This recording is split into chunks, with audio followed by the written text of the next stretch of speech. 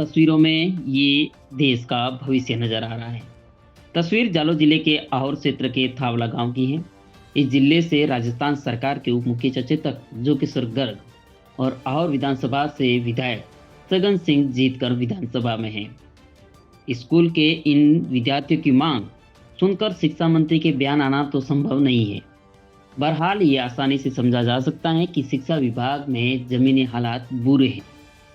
जालोर में अलग अलग जगह पर अध्यापकों की कमी को लेकर विद्यार्थियों को इसी तरीके से सड़कों पर आकर स्कूल गेट पर ताला लगाकर अपनी मांग को मंगवानी पड़ रही है। 3 दिन पूर्व सायला क्षेत्र की तस्वीरें देखी।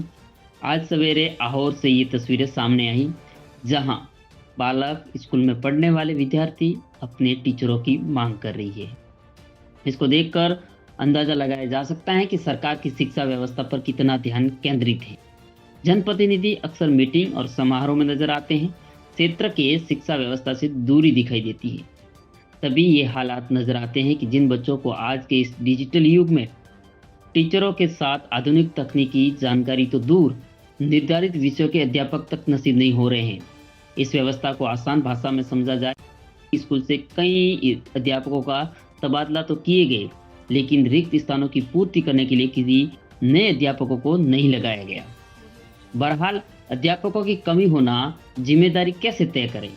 एक तरफ बोर्ड के एग्जाम है और दूसरी तरफ शिक्षा व्यवस्था की लाचार स्थिति है।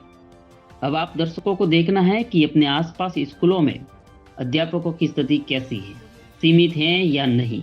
एक आंकलन इस बात का भी करें कि आपके गांव के सरपंच या किसी सामाजिक कार्यकर्ता या कोई भी जनप्रतिनिधि शिक्षा व्यवस्था पर कितना ध्यान केंद्रित करता है। शिक्षा व्यवस्था पर टीचरों की कमी और स्कूल की व्यवस्था पर कौन कौन जनप्रतिनिधि ध्यान देते हैं, इसका आंकलन आप स्वयं कर सकते हो। हालांकि ये तस्वीरें लगातार अलग अलग जगह से सामने आती हैं।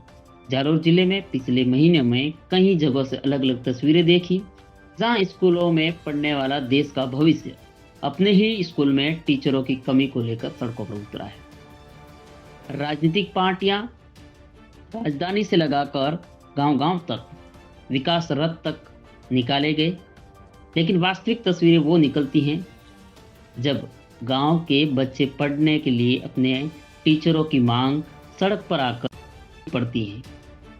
हर बार अधिकारियों से आश्वासन, एक टीचर को दूसरी जगह प्रतिनियुक्ति पर लगाया जाता है। हालांकि इसको परमानेंट अभी तक किसी भी मामले में व्यवस्था नहीं की गई है जिससे कि संतुष्ट हो पाए। बहरहाल ये बड़ी व्यवस्था है। शिक्षा व्यवस्था ऐसी व्यवस्था जो गांव का भविष्य निर्धारित करती है और देश का भविष्य निर्धारित करती है। सबसे बड़ा सवाल, क्या ऐसी तस्वीरों पर कोई स्थायी समाधान हो पाएगा? ये तो देखने वाली बात होगी। Bureau report, local news.